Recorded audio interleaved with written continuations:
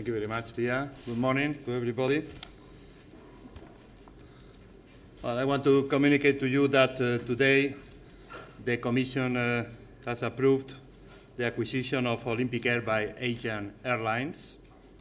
And I want to explain how and why we reached this conclusion, a positive conclusion. Aegean Airlines notified this proposed acquisition earlier this year. This was the second time we had to look at this attempt to acquire Olympic Air. The previous attempt was made end of 2010, beginning of 2011, and at the time we have no choice but to prohibit the merger in light of the very negative effects on competition it would have provoked. So what has changed since 2011 until now?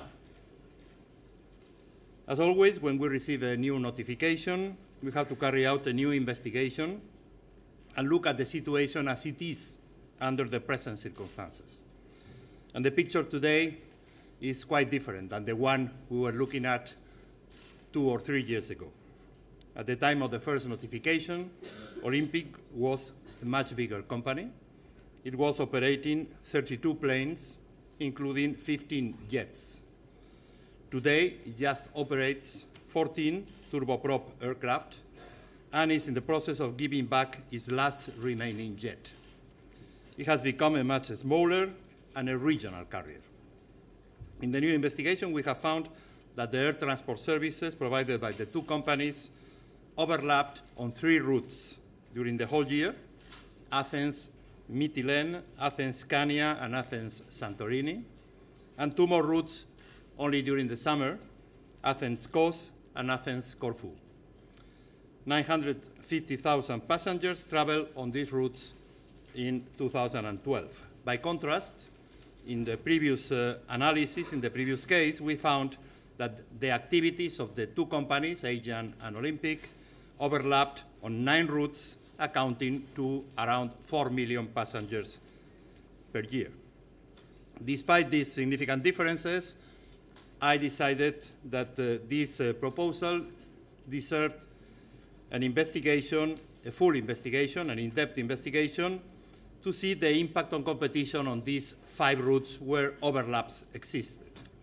We initially expressed our concerns and opened not only an in-depth investigation, but we adopted a statement of objections some months ago, before the summer break. In our investigation, we found differences with the previous situation. We conclude now that Olympic is simply not able to continue operating outside of Aegean. Had Olympic been able to continue operations outside the Aegean group, the decision would have been a prohibition. But now, because of both the ongoing economic crisis in Greece and the Olympics' very difficult financial situation, Olympic would be forced to leave the market soon, with or without merger. If it were not acquired by Aegean, Olympic would simply shut down. This means that on the 5 problematic routes, in any case, Aegean would remain the only player. And this, of course, is in part due to the economic situation in Greece that has seen a drop of 26% in demand for domestic air passenger transport for Athens. This decline has continued in 2013, in the first part of 2013, and we knew, and we continue to know now, that Olympic has never been profitable since its privatization in 2009.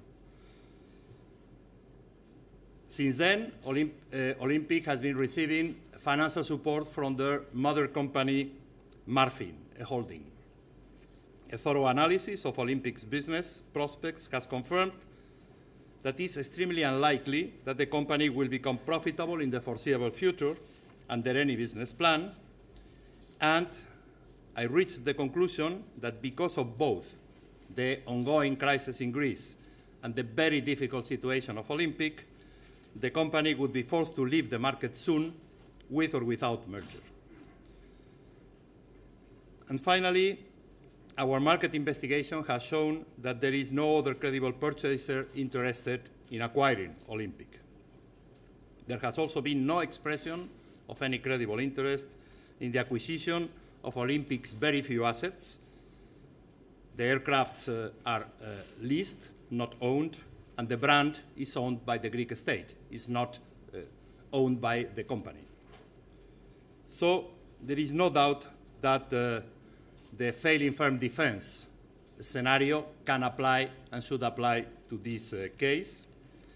I am, of course, fully aware that the market situation on the 5 routes we have looked at is not favorable for these almost 1 million passengers a year, but the merger itself is not the cause of this situation. From the passengers' point of view, we all know that Greece is going through exceptional circumstances, and what I am asking the Greek Competition Authority and our own services is to monitor very carefully what will be the possible abuse of the dominant position that for sure Aegean will have in at least these 5 routes.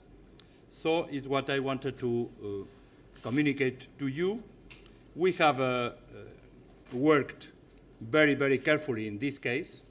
It's not clear that a case that was clear or that was that received a negative decision 2 years ago deserves a positive decision, a clearance of the merger today, but the reasons that I gave to you and have been at the core of our analysis are powerful enough to explain, in my view, this change in our position. Thank you very much.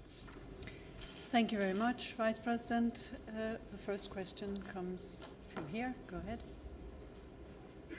Commissioner Lewis Crofts, MLEX. 2 questions. Could you remind us what the criteria are to argue a failing firm defence? It's such a rare occurrence.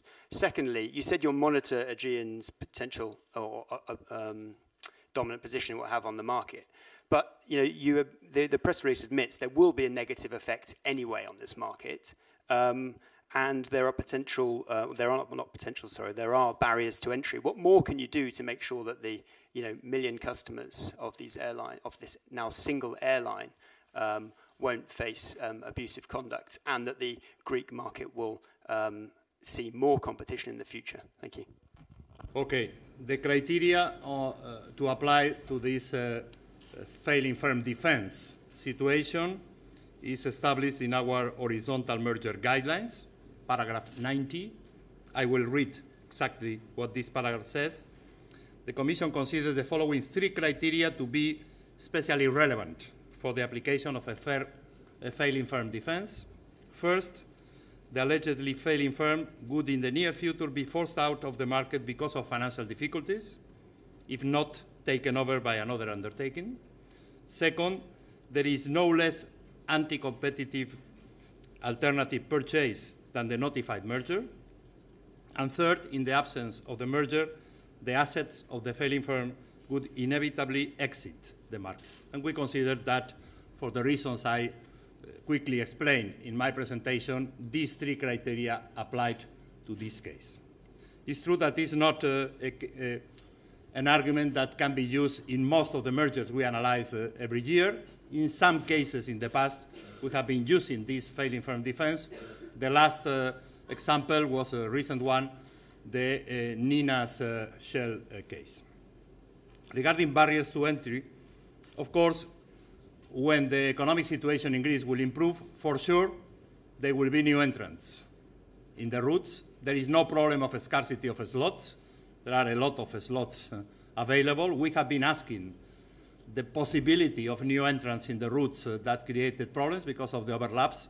No one has expressed an interest. At the beginning of the investigation, we were considering the possibility of Cyprus Airways that entered into 2 routes at least in 2012, but during 2013, during the investigation of the case, Cyprus Airways has revealed other kind of problems that we are dealing with from the state aid point of view, and they exited the 2 routes where they entered last year. And the other potential entrants or are not expressing the will, or are some low-cost companies that have international flights with some Greek destination. And in the case of one low-cost company, they are operating 2 routes that are not included into the 5 that were problematic. Thank you very much. Gaspar?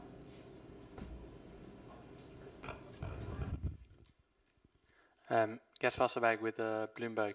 I have 2 questions. The first one is just before the summer, the holding company Marfin had an unsuccessful issuance of convertible bonds. Could you tell us how important this failed bid was in your evaluation of this merger case? And my second question, it relates to something that happened yesterday. There was a discussion in the College of Commissioners about aid to energy-intensive users. I was wondering, what was the tone of the debate? Is there the argument that the Germans seem to be pushing, the argument that in the aim of Europe being competitive globally, it would be useful to not prohibit aid to such users, such as chemical industries, steel makers, etc. Could you tell us how things are shaping up on this front? Thanks. Yeah. On the first question, it's true that at the end of July, when we were in the in-depth investigation, we were asking Marfin, as a mother company of Aegean, if they were ready to protect or to assist from the financial point of view the difficulties of Olympic, and they confirmed to us during August in writing that they were not ready anymore to give financial support to Olympic, and one of the main arguments they used was this failure in their issuance of debt in the markets that took place at the end of July.